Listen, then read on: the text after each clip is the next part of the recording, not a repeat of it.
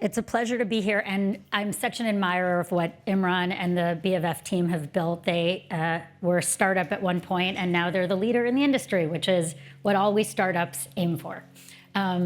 So I'm here to talk about Daydream, which is an AI-enabled shopping platform. And before I do that, I thought I would sort of go back to the beginning. Cute 70s, less cute 80s. I have been obsessed with shopping and with fashion my whole life. When I was little, I wanted to be Gloria Vanderbilt. I wasn't such a good sketcher, so I sort of went the business route. But I always say that I've started thinking about search and shopping since I was probably a 12-year-old, and I would get 17 magazine, find the hot new item, and then go to the mall trying to find it. Unfortunately, I lived in Syracuse, New York, where it took about 6 to 12 months for anything cool to hit the malls. But lots of time to spend in the malls because it was a very boring, snowy place. Fast forward to many years later, I was sitting in San Francisco when Amazon launched. And I remember, some of you may also remember this, but I remember where I was sitting when someone said, check this out, you can buy books online. And literally from that moment, my sort of brain exploded with all the possibilities of what you could do with the internet and shopping. And I've been basically working on it ever since. And my career journey has been a little bit of a mirror to technology development over the past 20 years. So I started my e-commerce career at Nordstrom. And Dan Nordstrom, I was living in Seattle. Dan Nordstrom announced that they were going to be building Nordstrom.com. And he didn't really know what to do with me, but there were no one who were really experts at e-commerce at that time. And so he finally hired me, and he said, all right, Julie, it's all about personalization. And I looked around, and we didn't have most of the brands willing to sell to us online. This was still the very early days. We didn't have a way to take photos of the samples and write the copy. We didn't even have basic search. So I thought, not quite sure we're there yet, but I understand the vision. And many years later, he's an investor in Daydream now, so hopefully he'll get his vision of what personalization can become. I then went to Urban Outfitters, and it was really fun to work on the brand side for a little while. And during that time, just to date that, the sort of hot platform was MySpace. So, we were very early. It was like pre-mobile, pre-smartphone. So we were trying to send messages on the little phones and figuring out how to monetize MySpace. And then I ended up going over to join Sephora.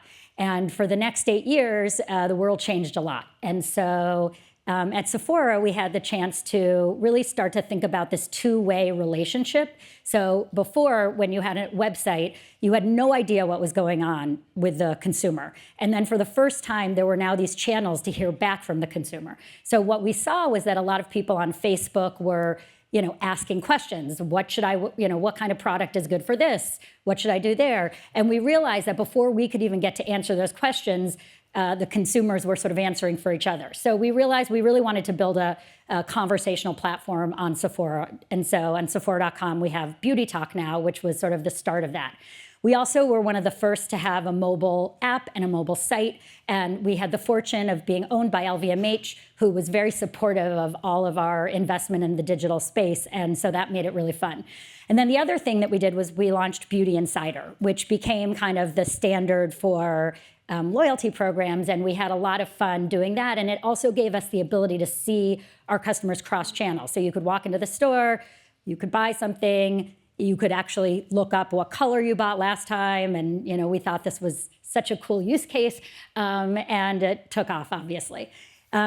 While I was at Sephora, I met the founder of Stitch Fix, a woman named Katrina Lake, who was thinking about how do you help people find what they're looking for. And her model was 5 items in a box, and you ship it to the customer.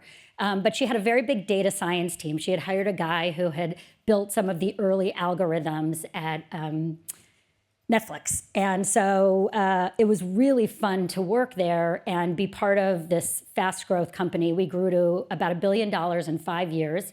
And we had the chance to learn a lot about how algorithms can actually give real-time recommendations for product. Then I decided I was ready to go out on my own, and I really wanted to focus on a more fashion customer. And I started a company called The Yes. And the Yes was really a fashion recommendation engine that in its sort of early days was pre all of the sort of current Gen AI. And so we had to build our own understanding of an image. That took about 2 years. We were working with Google Cloud to do so. And so many of the things that are now quite easy to do were a lot harder to do. We ended up having the good fortune of being acquired by Pinterest, and all of us went over from the Yes team to Pinterest, where we spent a year, some are still there, learning the pros and cons of big tech, and actually really seeing why there is such an opportunity for startups. The next thing that I want to talk about is Daydream and what we're actually doing now. But before I do that, I want to sort of mention the problem that we're trying to solve. I think the world today, this is a slide that James Vincent showed us, and we loved it because it just kind of speaks to the world today. And we all know that the problem is really information overload. The amount of input that human brains are getting every second of every day is something that our species have never experienced. And so in shopping, the way that really translates is that it's far more too many pages, too many products. We all have 10 tabs open. You have 20 pages for your results, and you feel like you need to just keep going because maybe the perfect product is on that next page because it's kind of random how they're ordered, and then very high cart abandonment. And we saw in the McKinsey report a reference to this as one of the problem spaces. And so at Daydream, the way that we are thinking about solving this problem is basically creating what's in essence ChatGPT for shopping. So if you think about it, if you have the ability to ask anything you want, you don't have to worry about what the retailer or brand calls something or what their taxonomy is, but you can just ask, I need this for that reason. We have the ability to help you. And so ultimately, our goal is to build a personal stylist for everyone. But in the meantime, we are very focused on this initial use case around search, conversational search. And so there's basically 4 components to what we're building. The first is the largest catalog of branded fashion. So we are working with partners from brands to retailers, department stores. And if you're not already working with us, Lisa Green is here. She's my co-founder, and definitely see her. The key for us is if we're going to make a great shopping experience that's well personalized, it has to have every product in the world. And so we don't want the non-branded world, we want the branded world. So we are already signed up with lots of partners from Gucci to H&M and everyone in between. And so we're really excited about having this huge assortment and also having a huge amount of data tied to that assortment because we're augmenting all of the product data that the sites have with the additional information we have. The second piece is we're rebuilding search so that it really leverages both, it's called hybrid search, and it leverages both the text and the image and all the data that's inside the image about the product. And then the third piece is we are working with this large language model construct. There are a number of them. We're working with OpenAI at the moment. And we basically are augmenting that model with current fashion information. So we're working with a set of stylists who are helping train, and we are working with current trends that are sort of relevant and important at this moment in time. And then the last piece is that we are learning from the customer's experience what she is doing or he is doing, and then we are basically getting smarter over time so that each person's experience is very unique and different to them based on their preferences on brand, size, fit, price, and all of those things. So I'm going to show you a quick demo. I'm already over time, but I want to just sort of caveat this with, this is our very V1. We're still in beta right now. We're planning to launch next spring, and so it will change between now and then. But this gives you a sense of the kinds of things that you'll be able to do on Daydream. Let's roll. So you can chat basically with the agent, which is Daydream. We're going to click write a prompt for me because oftentimes you need to train someone how general they can be. So this question was, I'm looking for a shearling coat or jacket that's in light gray or color white and is good for layering in the winter. So then I get a series of results that are all brands and sort of styles and price points that fit my request. My daughter's, who's 21, looks very different. And I find a jacket that I like.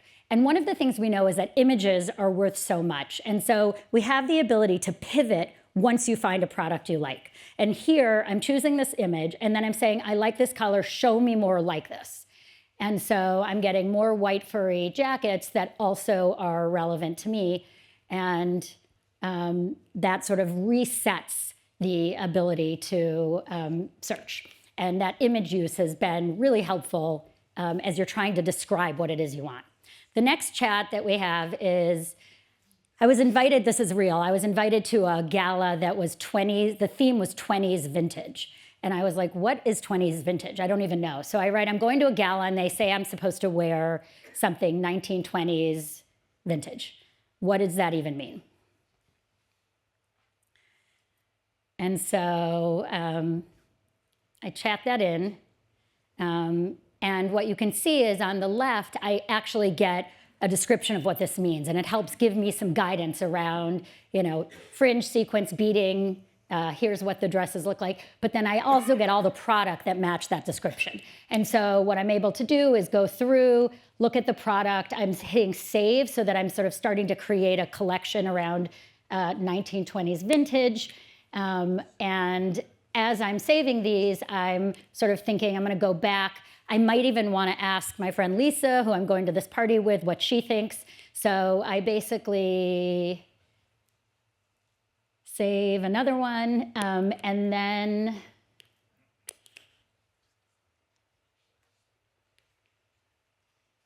I get to my collection that I created. I saved 5 dresses, and I can either continue chatting, I can ask for more like these things, or I can share this, which I do with a friend.